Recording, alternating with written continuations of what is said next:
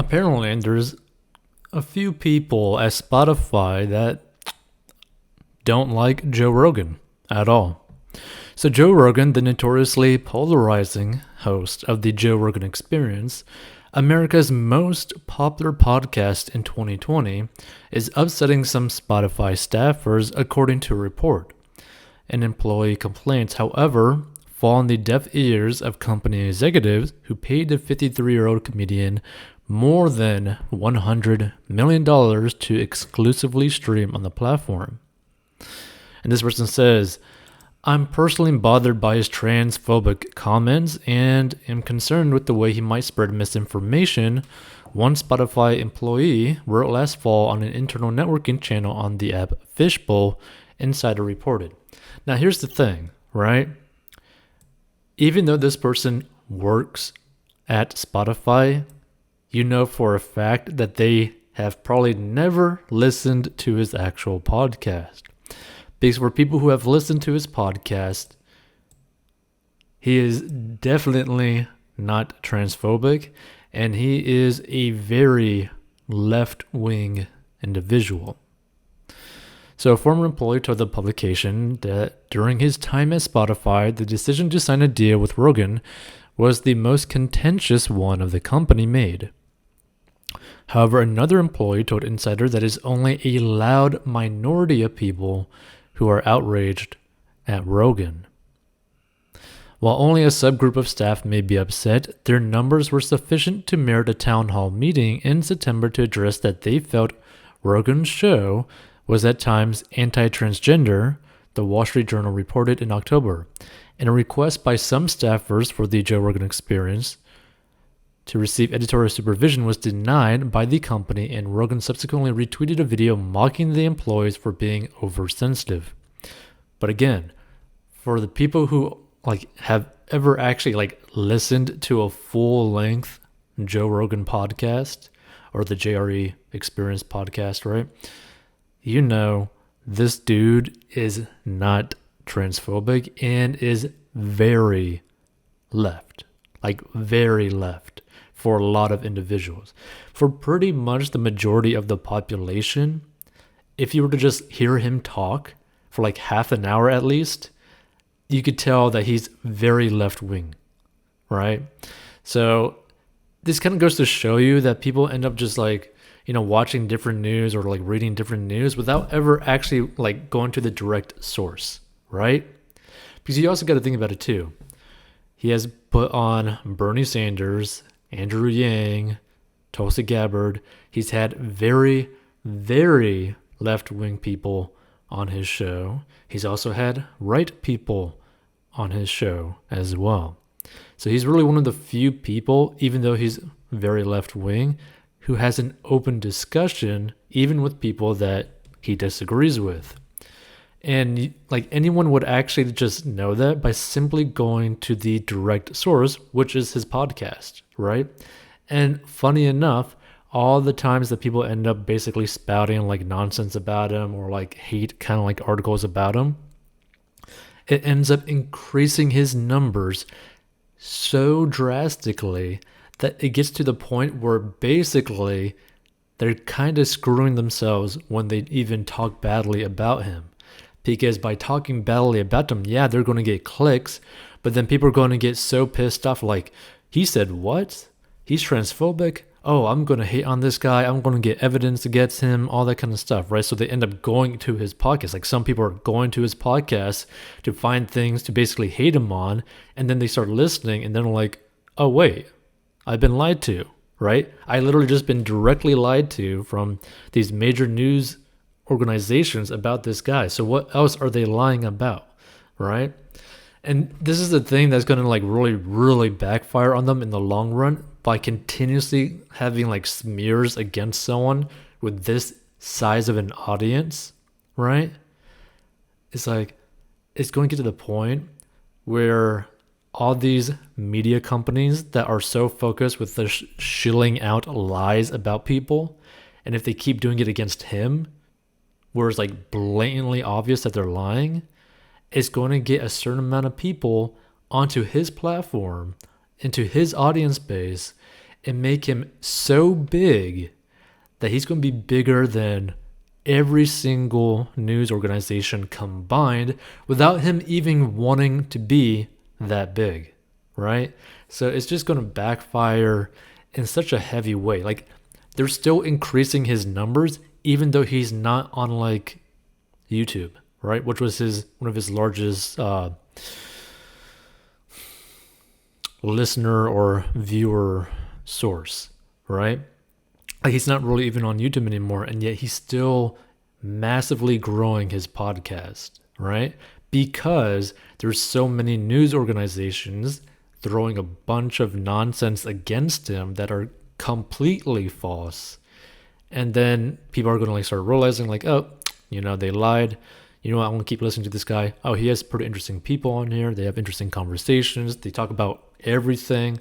The guy's a comedian, so he makes a lot of jokes, right? So it's like, it's just going to backfire a lot, and people need to really, really stop blatantly lying about someone. Because here's the thing, right? When you blatantly lie to someone, like these news companies that like try to smear him, and then basically, get the attention of like random normies in the world, well, guess what? They're going to end up checking out his podcast, at least some of them. They're going to start to notice, hey, this guy has over 1,000 episodes, 3 hours long per episode. There's no way he's going to be able to BS his way in every single episode about who he is. And simply listening to a single episode, you could tell that he tries his best to just say what he thinks. So regardless of like where you stand politically, this is basically what you could see as like media companies completely screwing themselves, where they end up spreading so much hate and lies about someone to where it will not work in the news company's favors long term, right? Because if you get him to the point where he's bigger than literally every news organization, right? And it's just a single dude talking to other people, this is going to get really, really nuts in the future when it comes to news companies, news organizations, and news sources. Like, this could be basically the downfall of a lot of news organizations. No. So he is the biggest voice by far that's going to accelerate our business, an employee told the WSJ at the time. Getting him on Spotify and soon exclusively is going to help bring a lot more audience onto the platform, and hopefully we can spread that to other programming. And in the case of Joe Rogan, a total of 10 meetings have been held with various groups and individuals to hear their respective concerns, Spotify CEO Daniel Ek said in a September meeting. Vice reported at the time, and some of them want Rogan removed because of things he said in the past. Which again, he's a comedian. All right. So in addition to company staffers, Rogan infuriated fellow Spotify podcast stars, including Prince Harry and Meghan Markle, after telling 21-year-olds not to get the COVID-19 vaccine, a claim on which he subsequently backpedaled. Spotify did not immediately return the post request for comment. Now, here's the thing that's kind of like interesting too. He didn't necessarily backpedal on this, but he definitely made a clarification, because basically what he was saying in that episode was that he just wants people that are like pretty healthy and all that kind of stuff, that for the most part, they most likely will not need to take a vaccine if they are healthy and doing everything right. Like, there's not really much need for it because the infectious rates, or basically the deathly rates of COVID-19, isn't as bad as the news companies are actually exposing. And funny enough, well, I wouldn't say funny enough, but basically, there's 2 fitness influencers that actually talked about this, where they are creating supplements, or like they have created like supplements, right? And in one of these supplements, in like this liver type of supplement, right, there's an ingredient that has been shown to have positive effects with dealing with, obviously, COVID, right? But because of that, most likely, not 100% sure, but most likely the FDA is banning that drug from basically being produced And, people are kind of like wondering why, but it's kind of odd how as soon as, studies have been shown about this specific ingredient, they start to ban that from legal manufacturing. And it's a pretty cheap, apparently, ingredient that you could just stick into pretty much almost any supplement.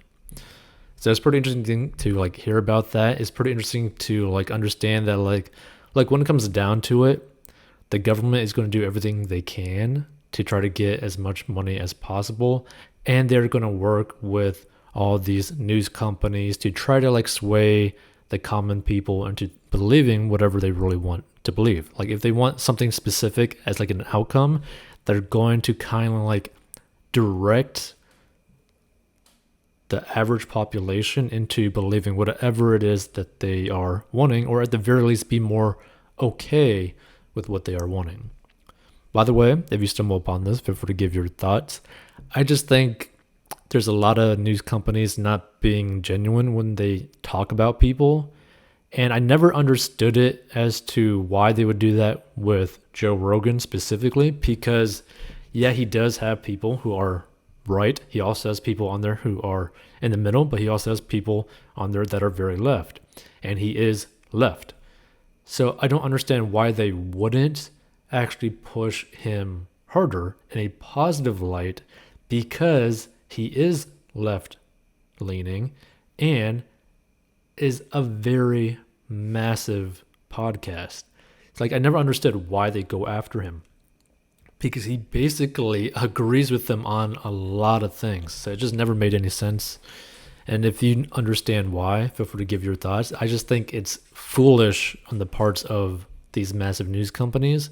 And I think it's foolish for all these employees at Spotify to basically just state that, he's transphobic or they hate him and all this other kind of stuff, right? When it's obvious they have never listened to anything that he's actually produced. It just seems so foolish.